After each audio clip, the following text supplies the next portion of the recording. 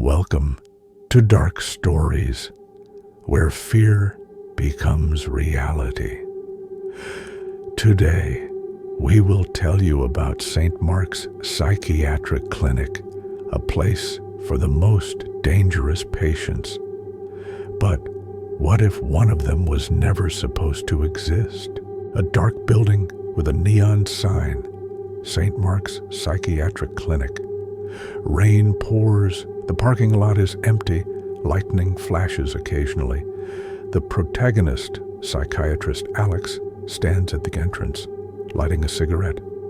Today is his first day working here. A long, narrow corridor with dim lights. The walls are peeling. The air smells of medicine and mold. A nurse leads Alex to his office. Along the walls, patients sit, some rocking back and forth, others staring intently at him. A spacious yet grim office, a wooden desk, a cabinet filled with medical files, an old patient couch. Anatomical posters hang on the walls. Alex sits down and flips through the case files until he finds a special one. Patient number 47. This is his new case, a dark interrogation room. The patient sits at the table, handcuffed, his face partially hidden in shadow. He slowly lifts his head and smiles. "Doctor, at last we meet," he says in a quiet, raspy voice. Alex studies the patient, holding his file. "Do you remember why you're here?" he asks. The patient tilts his head and smirks. "Are you sure you know who you're talking to?" His eyes hold something unsettling. Alex flips through the file. Multiple victims, brutal murders. But something feels off.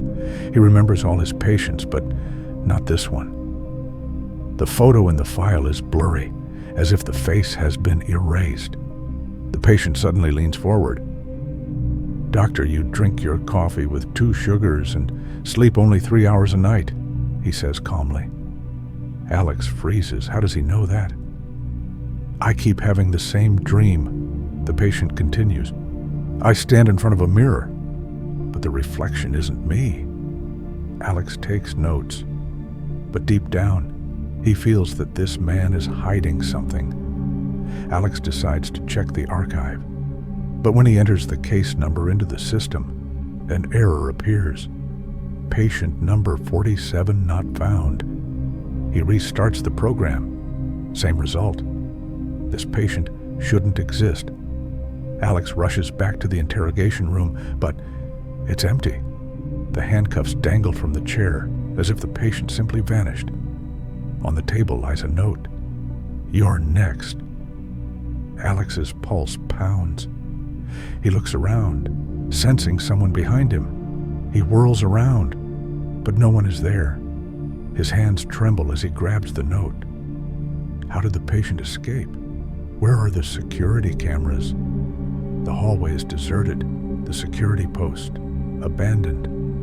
The monitor flickers, a cup of coffee sits cold. Where is everyone? Why is it so silent?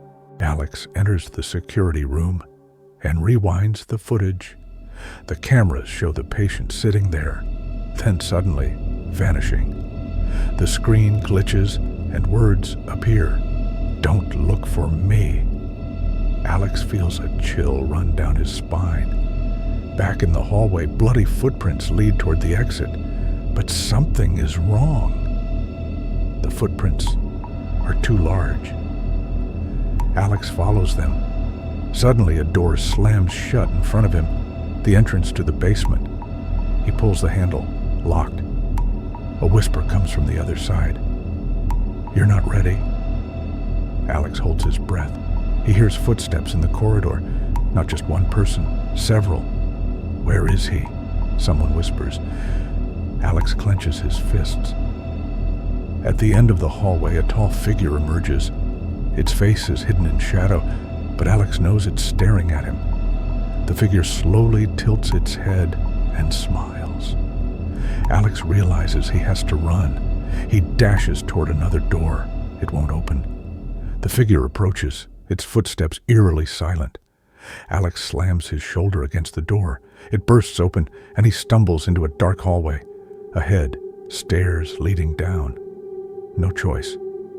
He descends, the cold biting into his bones. At the bottom, a secret room.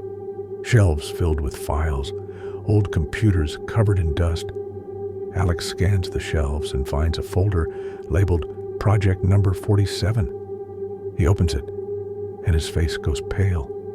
The documents detail experiments on patients. Subject 47.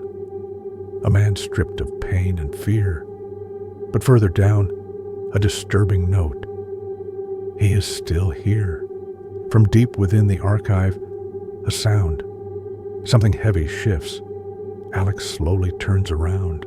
Something is moving between the shelves. He grabs an old VHS tape labeled 47 Observation. He finds a player, connects it to a screen. The footage shows a man in a straitjacket. Then, suddenly, he stands up and rips it apart. In the reflection of the screen, Alex sees a figure behind him. He spins around. Nothing. But he hears breathing. Someone was just there. Alex isn't alone. He slowly backs toward the door. His fingers touch the handle. Something yanks it from the other side. His heart stops. The door bursts open. Alex sprints down the corridor. The lights flicker, casting shadows that twist and stretch. Behind him, heavy footsteps.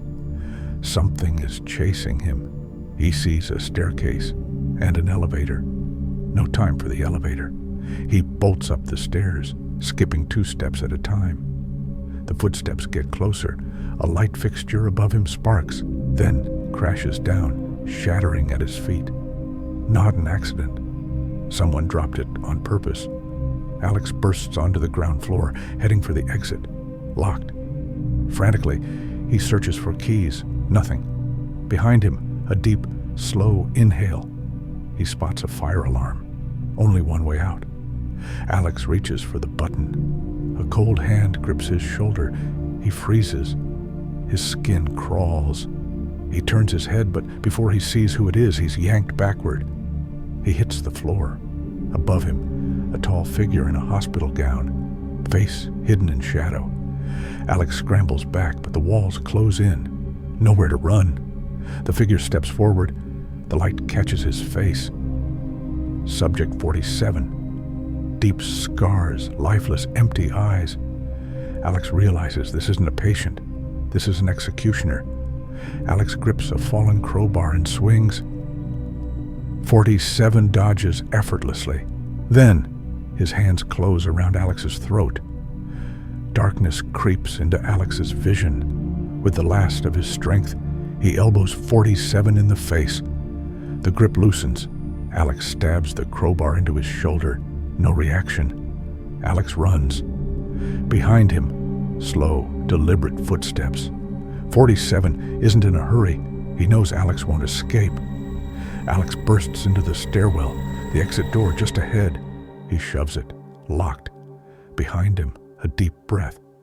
Desperate, Alex spots a fire extinguisher. He smashes the glass. The door shatters. He runs into the night. Far ahead, the city lights.